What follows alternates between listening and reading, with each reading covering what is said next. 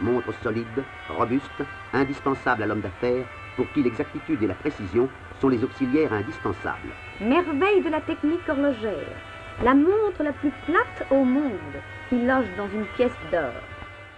La quête de l'extraplat a toujours été une recherche dans les développements de la marque.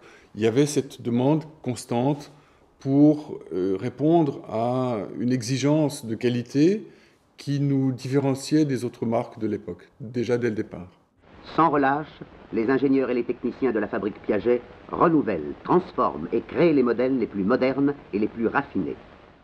Dans les années 50, c'est-à-dire qu'après la guerre, la troisième génération de la famille Piaget était aux commandes de la maison Piaget, qui devenait un important fabricant d'horlogerie en Suisse, et est né le premier mouvement extra-plat de notre référence interne, le 9P, déjà de moins de 2 mm d'épaisseur.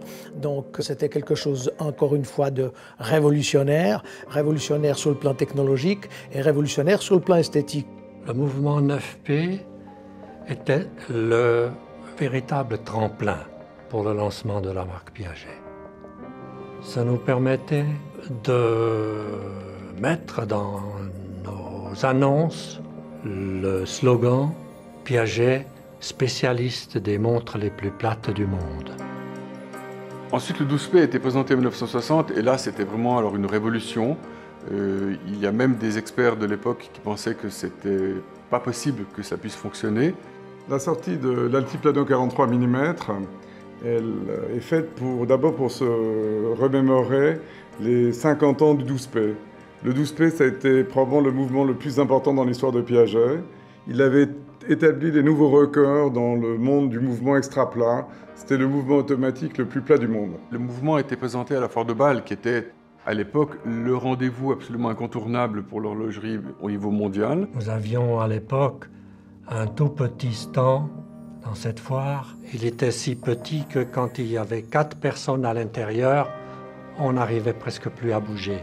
Alors je me rappelle que les concurrents ont défilé devant notre vitrine pour essayer de voir cette montre de tous les côtés. Parce qu'il était à ce moment-là quasi incroyable qu'une montre automatique puisse n'avoir que cette épaisseur. L'évolution et la recherche et le développement de nos mouvements mécaniques n'ont jamais cessé. Donc depuis 1957, cela a toujours été un des buts principaux de Piaget, que d'évoluer dans ces mouvements extra-plats et surtout de les faire progresser, notamment dans la marche de la montre, c'est-à-dire par la performance et notamment dans l'esthétique, voire dans les dimensions.